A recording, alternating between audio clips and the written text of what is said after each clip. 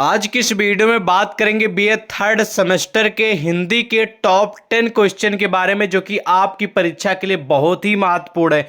कुछ क्वेश्चन ऐसे होते हैं जो परीक्षा में हमेशा आते हैं। तो आज की इस वीडियो में मैं आपको वो सारे क्वेश्चन बताने वाला हूं जो परीक्षा में हमेशा आते हैं, और इस बार भी 2023 और 24 के सेशन में भी ये प्रश्न आएंगे, और आने वाले दिनों में भी आने वाले हैं प्रश्न 25-26 में भी। तो वीडियो को पूरा जरूर देखिएगा। चलिए वीडियो को शुरू करते हैं, ठीक है। तो टॉप 10 कौन कौन से क्वेश्चन हैं और उसके उत्तर दोनों मैंने आप लोगों के समझ तैयार किए हैं। ये नहीं कि सिर्फ क्वेश्चन ही क्वेश्चन, उत्तर भी है, उत्तर बताएंगे भी, और आपको तैयार कौन कौन से क्वेश्चन करना है वो भी हम आपको बताएंगे। तो वीडियो को पूरा जरूर देखते रहिएगा, ठीक है। बीए थर्ड सेमेस्टर के छात्रों के लिए महत्वपूर्ण है जिनका सब्जेक्ट हिंदी गद्य है, आप चाहे जिस भी यूनिवर्सिटी के छात्र हो। पहला प्रश्न है कि हिंदी कहानी का उद्भव। यह प्रश्न 100% श्योर आएगा ही आएगा, ठीक है। ध्यान से आप लोग इसका उत्तर सुनेंगे, उसके लास्ट में भी हम आपको कुछ ट्रिक बताएंगे। उत्तर लिखना है कि हिंदी कहानी के उद्भव की विकास का जो यात्रा है, विकास की जो यात्रा है वो 1900 ईस्वी के आसपास माना जाता है। यानी कि हिंदी कहानी के जो स्टार्टिंग है, उद्भव है, वो 1900 ईस्वी के करीब मानी जाती है। यानी कि आज से करीब 123 साल पहले, आज से 123 साल पहले हिंदी कहानी का उद्भव और विकास, मतलब कि उद्भव इसका माना जाता है, ठीक है। क्योंकि इससे पूर्व हिंदी में कहानी जैसी किसी विधा का सूत्रपात नहीं हुआ था। यानी कि 1900 से पहले, 1900 ईस्वी से पहले हिंदी का कोई भी विधा, मतलब कि कोई भी इस टाइप की रचना या इसके बारे में कोई भी डिस्कशन या इसके बारे में कोई जानकारी थी ही नहीं कि हाँ कोई चीज़ की हाँ कहानी भी होती है, क्या कोई विधा भी होती है, ठीक है। ओके, विधा की बात हो रही है, कहानी तो बहुत लंबे समय से लोग जानते हैं, ठीक है। विधा कि हाँ ये विधा के रूप में भी आएगी कहानी, ठीक है। हिंदी की प्रथम कहानी को लेकर आलोचकों में विवाद हैं। यानी कहने का मतलब ये है कि हिंदी की प्रथम कहानी कौन सी है, ठीक है। इसको लेकर बहुत सारे विवाद हैं। यानी कि कोई जो कवि है या फिर कोई लेखक है, वो किसी अन्य रचना को प्रथम कहानी मानता है, कोई अन्य लेखक कवि है वो किसी अन्य रचना को प्रथम कहानी मानता है। तो सबके अलग अलग मतभेद हैं। इस बात को आप भी लिखेंगे जब परीक्षा में प्रश्न आएगा तो, ठीक है। आगे है कि इस संबंध में जिन कहानियों का नाम लिया जाता है वे ये हैं। यानी कि कोई कहता है कि रानी केतकी सबसे पहली कहानी है, ठीक है। कोई कहता है मुंशी, ठीक है, मुंशी इंसा अल्लाह खां। कोई कहता है राजा भोज का सपना। कोई कहता है शिव प्रसाद की सितारे हिंद। कोई कहता है इंदुमती जो कि किशोरी लाल गोस्वामी की है, ठीक है। कोई कहता है कि दुलाई वाली बंग महिला, और कोई कहता है एक टोकरी भर मिट्टी, और कोई कहता है कि माधवा राव स्प्रे की 11 वर्ष का समय, ठीक है। आचार्य रामचंद्र शुक्ल, यानी कि एक टोकरी भर माधव स्प्रे, यानी कि माधव प्रसाद माधव, ठीक है, राव की ये कहानी, और 11 वर्ष का समय आचार्य रामचंद्र शुक्ल जी की कहानी, ठीक है। तो ये बहुत सारे कहानियां हैं और उनके रचनाकार हैं, और अलग अलग विद्वान, कोई भाई रानी केत की पहली कहानी मानता है, कोई 11 वर्ष मानता है, कोई ये एक टोकरी भर मिट्टी मानता है, मतलब अलग अलग, कोई इंदुमती मानता है। तो अलग अलग मतभेद हैं। तो इन सभी पॉइंट को भी आप लिखेंगे, आपके परीक्षा में प्रश्न आएगा तो, ठीक है। उसके बाद कुछ पॉइंट और हैं कि प्रथम इनमें से प्रथम दो में कहानी कला के तत्व तो विद्यमान नहीं है। यानी कि जो सबसे पहले मैं आपको बताया उसमें जो कहानी के कला के जो तत्व होते हैं वो उपलब्ध नहीं, विद्यमान नहीं, यानी कि वो गुण नहीं है कहानी वाले, ठीक है। इसलिए इन्हीं हिंदी की पहली कहानी नहीं माना जा सकता। जब भाई उसके अंदर कोई गुण ही नहीं है, हिंदी वाले वो तत्व ही नहीं पाए जा रहे ना, वो एलिमेंट्स पाए जा रहे हैं, तो वो कहानी माने ही नहीं जाएंगे, ठीक है। आचार्य रामचंद्र, ठीक है, आचार्य रामचंद्र शुक्ल ने हिंदी, ठीक है, इंदुमती को ही हिंदी की प्रथम मौलिक कहानी माना है। यानी कि जो हमारे आचार्य रामचंद्र शुक्ल जी हैं, इनके अनुसार इंदुमती, ठीक है, हिंदी की प्रथम मौलिक कहानी मानी जाती है। इन्होंने इंदुमती को पहली कहानी स्वीकार किया है, जिसका प्रकाशन वर्ष है, मतलब जिस वर्ष ये प्रकाशित हुई थी, ठीक है, रची गई थी, मार्केट में आई थी, लोग जाने थे, वो आई थी 1900 ईस्वी में। ठीक है, यानी कि आज से 123 साल पहले। ठीक है, वो भी सरस्वती पत्रिका में प्रकाशित हुई थी। पत्रिका था जिसका नाम था सरस्वती पत्रिका में प्रकाशित हुई। किंतु शिवदान सिंह चौहान के अनुसार कहानी, ठीक है, विधान से सुनेंगे, किंतु शिवदान सिंह चौहान के अनुसार यह कहानी शेक्सपियर के टेम्पेस्ट का अनुवाद है, अतः मौलिक रचना नहीं कही जा सकती। सरस्वती पत्रिका में ही 1903 में रामचंद्र शुक्ल की कहानी 11 वर्ष का समय प्रकाशित हुई तथा सन 1907 में बंग महिला की दुलाई वाली कहानी छपी। नवीन अनुसंधानों के आधार पर 1901 में माधवराव स्प्रे की एक टोकरी भर मिट्टी कहानी, जिसका प्रकाशन छत्तीसगढ़ मित्र पत्रिका में हुआ, उसे ही हिंदी का मौलिक कहानी मानी जाती है। ठीक है, यानी कि जो अलग अलग हमारे प्रमुख कवि हैं, लेखक हैं, वो अलग अलग रचना को प्रथम कहानी मानते हैं। आपको भी ये प्रश्न आएगा तो इसी तरह लिखना है, इस बात को जरूर ध्यान रखेंगे। और ये प्रश्न जब आएगा ना तो कम से कम 10 नंबर का, 5 या 10 नंबर का प्रश्न आएगा, इससे कम आएगा ही आएगा। तो कुल मिला के आप तैयार कर रहेंगे तो आपके 10, 8 या फिर 5 नंबर तो पक्के हो ही जाएंगे। पहला प्रश्न क्लियर। दूसरा प्रश्न है कि भाई हिंदी उपन्यास के बारे में बताइए। हिंदू उपन्यास का उद्भव और विकास के बारे में, कब इसका उद्भव हुआ, कब विकास हुआ, उसके बारे में बताइए। ठीक है, तो हिंदी उपन्यास का आरंभ श्रीनिवास दास के परीक्षा गुरु 1882 ईस्वी से माना जाता है। हिंदी के आरंभिक उपन्यास अधिकतर ए.आरी और तिलस्मी किस्म के थे। अनुदित उपन्यासों में पहला सामाजिक उपन्यास भारतेंदु हरिश्चंद्र का पूर्ण प्रकाश और चंद्रप्रभा मराठी उपन्यास का अनुवाद था। प्रारंभ में हिंदी में कई उपन्यास बांग्ला, मराठी आदि से अनुवादित किए गए। क्लियर। उसके बाद हिंदी में सामाजिक उपन्यासों का आधुनिक अर्थ में सूत्रपात्र जो है प्रेमचंद्र, जो कि ध्यान रखेंगे 1880 से 1936 से हुआ। ठीक है, प्रेमचंद्र पहले उर्दू में लिखते थे, बाद में हिंदी की ओर मुड़े।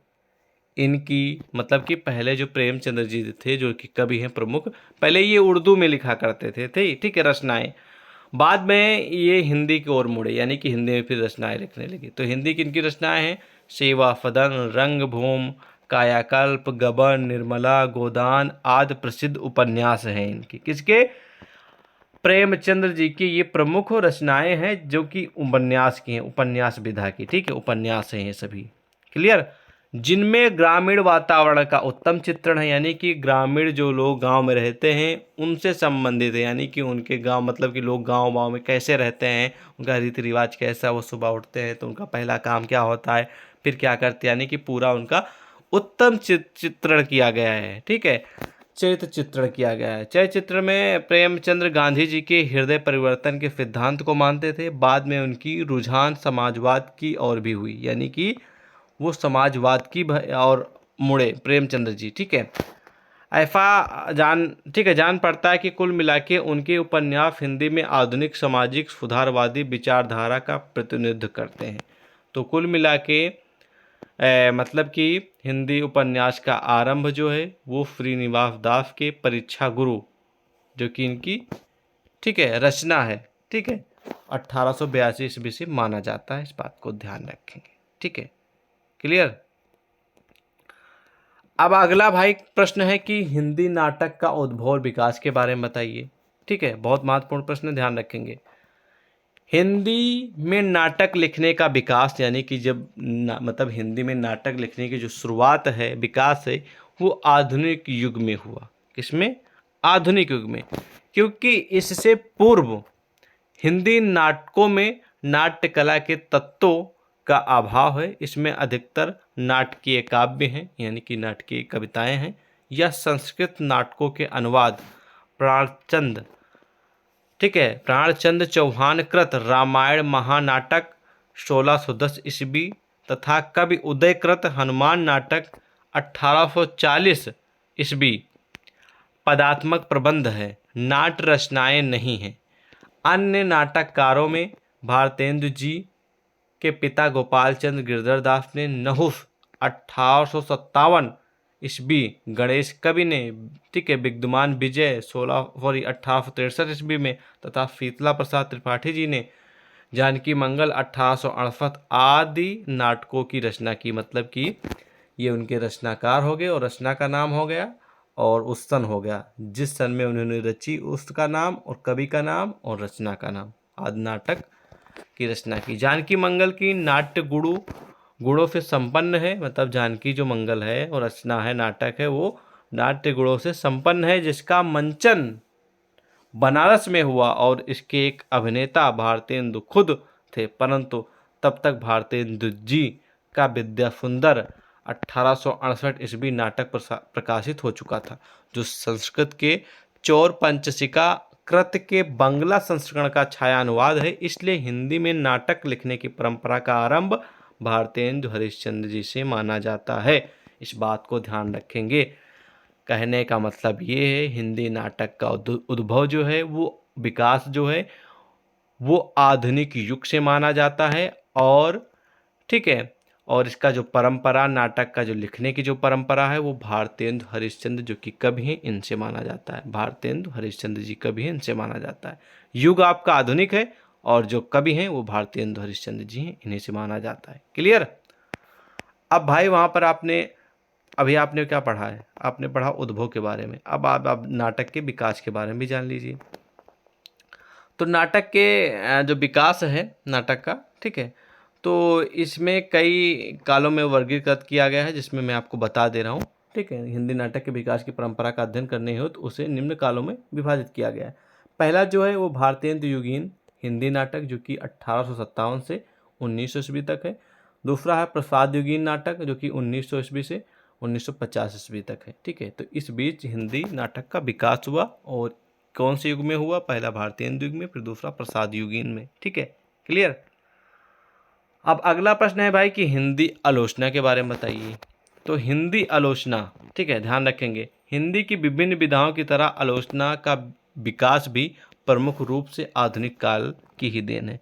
जैसे कि अभी आपने नाटक के बारे में पढ़ा, तो नाटक भी आधुनिक युग में ही इसका विकास हुआ। सेम उसी तरह हिंदी की जो प्रमुख विधा आलोचना है, इसका भी जो स्टार्टिंग है प्रमुख रूप से आधुनिक काल की ही देन है।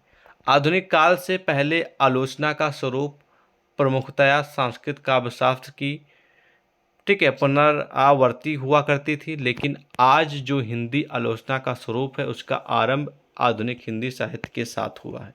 ठीक है, किससे हुआ? आधुनिक हिंदी साहित्य के साथ हुआ। आधुनिक गद्य साहित्य के साथ ही हिंदी आलोचना का उदय हुआ। ठीक है, और उदय भी भारतेंदु युग से हुआ है। विश्वनाथ त्रिपाठी ने संकेत किया है कि हिंदी आलोचना पाश्चात्य की नकल पर नहीं, बल्कि अपने साहित्य को समझने, बूझने और उसकी उपादेयता पर विचार करने की आवश्यकता के कारण जन्मी और विकसित हुई है। हिंदी आलोचना भी संस्कृत काव्य शास्त्र की आधारभूमि से जुड़कर भी स्वाभाविक रूप से रीति रिवाज, साम्राज्यवाद, सामंतवाद, कलावाद और ठीक है, अभिजातिवाद विरोधी और स्वच्छंद कामी रही है। रचना और आलोचना की समान धर्मिता को डॉक्टर रामविलास शर्मा के इस मंतव्य से समझा जा सकता है कि जो काम निराला ने काव्य में और प्रेमचंद्र जी ने उपन्यास के माध्यम से किया है, वही काम आचार्य रामचंद्र शुक्ल जी ने आलोचना के माध्यम से किया है। ठीक है, क्लियर। मतलब कि जो काम में, मतलब कि निराला जी ने, ठीक है, अपने काव्य में किया है, प्रेमचंद्र जी ने उपन्यास में किया है, वही काम आचार्य रामचंद्र शुक्ल जी ने आलोचना जो विधा है इसमें, इसके माध्यम से किया है। यानी कि इसकी जो स्टार्टिंग है वो आधुनिक काल से मानी जाती है आलोचना की। ठीक है, आधुनिक काल से मानी जाती है और इसी की ही देन है। और जो इसकी आलोचनाकार हैं वो हैं, कौन है? आचार्य रामचंद्र शुक्ल जी। ठीक है, इन्हीं को माना गया है। क्लियर। यहीं पर वही तो बात कही गई है ना, आचार्य रामचंद्र शुक्ल ने आलोचना के माध्यम से किया है। ठीक है, अब अगला प्रश्न भाई टॉप लेवल का है, जो ध्रुव सामने में कुल कितने पात्र हैं? तो ध्रुव सामने नाटक में पात्रों की संख्या जो है ना, वो ज़्यादा नहीं है। इसमें ध्रुव स्वामिनी, ठीक है, मंदाकिनी और कोमा 3 स्त्री पात्र हैं। ये क्वेश्चन आएगा कि ध्रुव स्वामिनी में कुल कितने पात्र हैं, ठीक है, वो आपको लिखना पड़ेगा। फिर अगर पूछ लिया जाए कि ध्रुव स्वामिनी में कुल कितने स्त्री पात्र हैं, तो आपको लिख देना 3 है, ध्रुव स्वामिनी, ठीक है, मंदाकिनी और कोमा, ये 3 स्त्री पात्र हैं ध्रुव स्वामिनी नाटक में, ठीक है। और अगर पूछ ले कि ध्रुव स्वामिनी नाटक में पुरुष पात्र कितने हैं, तो आपको लिखना है कि रामगुप्त हैं, चंद्रगुप्त हैं, शिखर स्वामी हैं, शकराज हैं, ठीक है, खिंगिल हैं, ठीक है, मिहिरदेव हैं और पुरोहित हैं। तो कुल मिला के 7 पुरुष पात्र हैं ध्रुव स्वामिनी में और 3 स्त्री पात्र हैं ध्रुव स्वामिनी में। नाटक है, ठीक है, ये ध्रुव स्वामिनी। क्लियर। अब ध्रुव स्वामिनी नाटक का मुख्य उद्देश्य क्या है? तो ध्रुव स्वामिनी जो नाटक है इसका मुख्य उद्देश्य स्त्री की स्वाधीनता और समानता की और उसके सम्मान और अधिकारों की रक्षा की जरूरत को उजागर करना। मतलब कि इसका नाटक का मतलब मेन यही उद्देश्य था कि जो स्त्रियां हैं उसमें पुरुष और महिलाओं में समानता दिखनी चाहिए और उनको सम्मान की नज़रिए से देखा जाए और उनके जो अधिकार हैं और उनकी जो ज़रूरत हैं उनको पूरा किया जाए और उनको उजागर किया जाए कि हाँ भाई, इस महिलाओं के भी कुछ अधिकार हैं, कुछ ज़रूरतें हैं, उनको आप भी जानें। वही कह रहा है कि उनको उजागर करें, ठीक है, क्लियर। अब यहाँ पर प्रश्न है कि भाई ध्रुव स्वामिनी नाटक की प्रमुख समस्याएं क्या हैं, ठीक है। तो ध्रुव स्वामिनी मतलब कि जो नाटक है इसकी प्रमुख जो समस्या है वो मूल समस्या है कि नारी समस्या, क्योंकि इसमें नारी समस्या के इर्द गिर्द में संपूर्ण नाटक रचा गया है, ठीक है। ध्रुव स्वामिनी नाटक के रचनाकार जयशंकर प्रसाद जी ने नारी समस्या को बड़े प्रभाव, ठीक है, उत्पादक शैली में चित्रण किया है। प्रसाद जी ने ध्रुव स्वामिनी के माध्यम से स्त्री अस्मिता की रक्षा करने के भरपूर प्रयास किए हैं, ठीक है। यह प्रश्न महत्वपूर्ण है। अगला प्रश्न यहाँ पर हो सकता है कि जयशंकर प्रसाद का नाटक ध्रुव स्वामिनी नाटक में कितने अंकों में लिखा गया है, तो इस बात को ध्यान रखेंगे। 3 अंकों का यह नाटक प्रसाद का सर्वोत्तम नाटक है, इस बात को ध्यान रखेंगे। रंगमंच की दृष्टि से 3 अंक हैं ध्रुव स्वामिनी नाटक में, जो कि इनका सर्वोत्तम नाटक है। ध्यान रखेंगे, ये प्रश्न आएगा ही आएगा। तो ये रहे टॉप 10 क्वेश्चन, ठीक है, जो कि आपकी परीक्षा में आएंगे ही आएंगे, ठीक है। इनमें से आपको जरूर प्रश्न देखने को मिलेंगे, ठीक है, इस बात को ध्यान रखेंगे। ये नहीं कि इसमें से जो मैंने आपको बताए इनमें से कोई ना कोई, मतलब कि ज़्यादातर प्रश्न आएंगे। 10 बताए हैं, 8 बताए हैं, तो उसमें से 5 से 6 प्रश्न तो आएंगे ही आएंगे, ठीक है। और हाँ, आप लोग 1-2 क्वेश्चन और तैयार कर लीजिएगा। दीपदान, ठीक है, दीपदान एक एकांकी है, दीपदान से जुड़ा क्वेश्चन आएगा, जो कि ये भी टॉप 10 में है, दीपदान, ठीक है, जिसके रचनाकार रामकुमार वर्मा जी हैं। तो दीपदान जो कि एकांकी विधा की रचना है, इससे जुड़े क्वेश्चन आएंगे, ध्यान रखेंगे। जय हिंद। PDF प्राप्त करना है तो आप हमें WhatsApp पे मैसेज कर दीजिएगा।